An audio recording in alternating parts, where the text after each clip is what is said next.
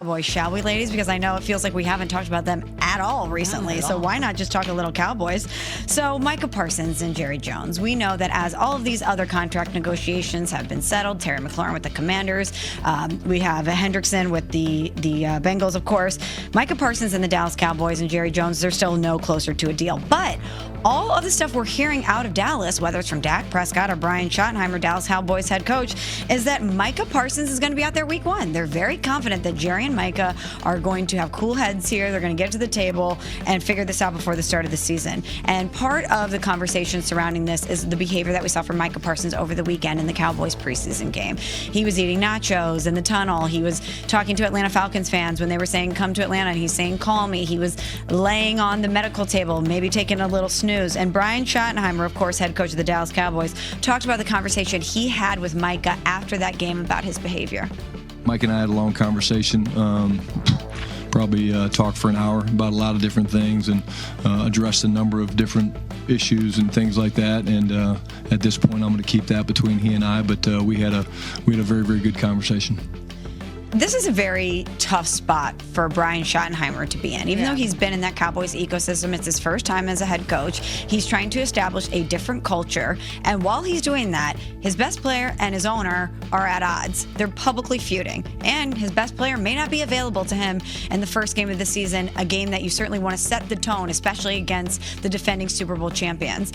And you want to have that conversation with Micah about his behavior and about being there for the team in various ways. But also you understand that he's responding to what the owner is doing publicly. So I don't really know how Brian Schottenheimer finds a win here, Courtney. He's the ultimate rock stuck between, what is the phrase? A rock and a hard place? Rock and a hard place. My brain's misfiring this morning. But no, it's true. I mean, he says something in support of his player, he looks one way. He says something not in support of Micah Parsons, he looks like he's siding with the owner. Like, he can't win. He can't win in any of this. So I think clearly the situation that he's being put in among any first-year head coach is the hardest of any first-year head coach. And that includes someone like Aaron Glenn, who's got to reset the culture of a losing Jets team and do it with a bridge quarterback. Brian Schottenheimer can't come out a winner in any of this because either way, it's going to get, like what he says is going to get skewed. Now, obviously, him saying he expects Micah Parsons to be out there week one is because you have to look forward. You cannot look at the the intermediate time of, look, he's not on the field right now. He's not practicing. He's waiting for a contract. Like, you have no choice but to start thinking ahead to that Eagles game, which is 1 week from tomorrow. Like, they don't have time. And Micah Parsons, frankly, doesn't have time to keep dragging this thing out, which is why it's going to get dragged out even further. He doesn't, what is he going to come back Monday?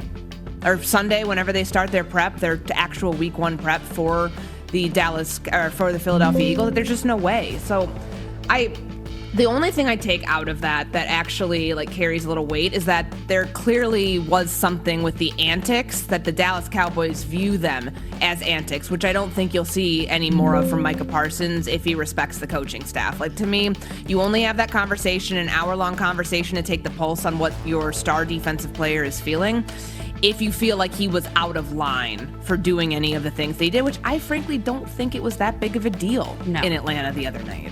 I don't either. But if you're the coach, you still want to have that conversation with him. And Courtney, I want to go back to what you were just talking about Micah Parsons not only getting the deal done and being available to go out and play, but how much time does he need to get ready? Because we're talking about somebody who hasn't been practicing, who needs to who's dealing with a back issue, and he needs to get up to speed as soon as possible. Brian Schottenheimer, how much time does Micah Parsons need to get ready for week one?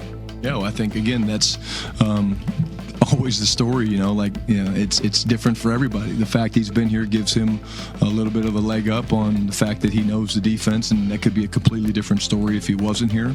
But at the end of the day, I think once we want him out there as soon as possible.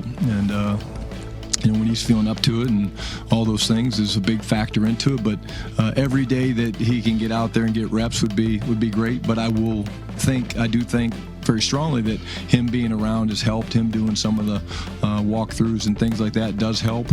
There's communication. There's signals that come from the sideline. There's communication from player to player that he's getting all those things. But the best way to get good at football is to play football. And so I would say as soon as possible would be the desired effect.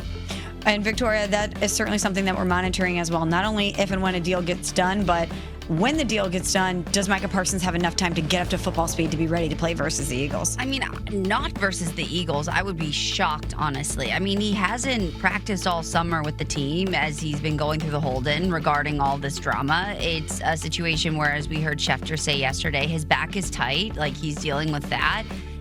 It's not safe and it's not smart if you want the integrity and the health of your team and your star player to just be thrown into this. And also, I don't see this working itself out in a week. Maybe I'm delusional, but I think the Dallas Cowboys are a bit delusional. I think Jerry Jones and Schottenheimer, unfortunately, is in, as Courtney said, the rock and the hard place, because at the end of the day, Jerry Jones is his boss, is writing the checks so he can take care of his family. So he has to play neutral, but to sort of a side that appeases the higher ups, that isn't necessarily giving into the antics, which I agree with you both. I don't think was bad. I think if anything, Micah has been more of the grown up in all of this than Jerry Jones has, which says a lot. I don't know how the NFL is tough to play in when healthy, when conditioned, and tough to be really good at. Micah Parsons is also not going to want to show up and be bad either if in that situation. And we've clearly shown and seen through what we saw the other day where he showed up eating nachos. He was laying on the training table. His back is tight. He's not planning to suit up, and I think they're a bit delusional to think that that's going to happen. So to piggyback off that, should we just not assume, or should we assume that Micah won't be out there week one, even if a deal gets done? Here is our ESPN NFL analyst, Damian Woody, on Get Up. You have to be in football shape. The only way you are in football shape is by doing football things, by being in pads, by practicing. He hasn't done any of that. You talked about it, he reported. Yes, he reported, but he's not doing any of the football activities that his other teammates are doing. And so by putting him out there, if this thing somehow gets resolved in the next day or so, you put Micah Parsons out there, you run the risk of my former teammate, Darrelle Revis, who had a holdout, he signed, first game he played, he got injured. Do we really want that for Micah Parsons? This is not about one game, not about the opening game. This is about a 17-game slate that you want Micah Parsons available for. And Courtney, this is just one of the many parts of this that I can't understand. I can't get myself inside Jerry Jones's head on this. Not only are you consistently costing yourself more money by waiting to get these deals done, but now you're putting yourself and your organization, Micah Parsons, and that team in a position where, A, he's probably not going to play in the first game of the season, an important game to set the tone for the season with a first-time head coach, and, of course, against the Super Bowl champions. But he's likely not going to be able to play because he's not going to be up to speed because of the path that you've taken these negotiations down. There's something in the NFL world called a ramp up, which means getting into conditioning, getting into football shape, like D Wood was just talking about there. That isn't just like a day or two thing. Like, it takes sometimes a week. Sometimes it takes even longer than that. And if he really is dealing with back tightness, he's got to work through that. Like, here's what, we need to talk about the schedule a little bit. So yesterday was cut down day. Most teams in the NFL today or tomorrow is the final practice before they give guys the weekend off, and then they jump right into their week one prep.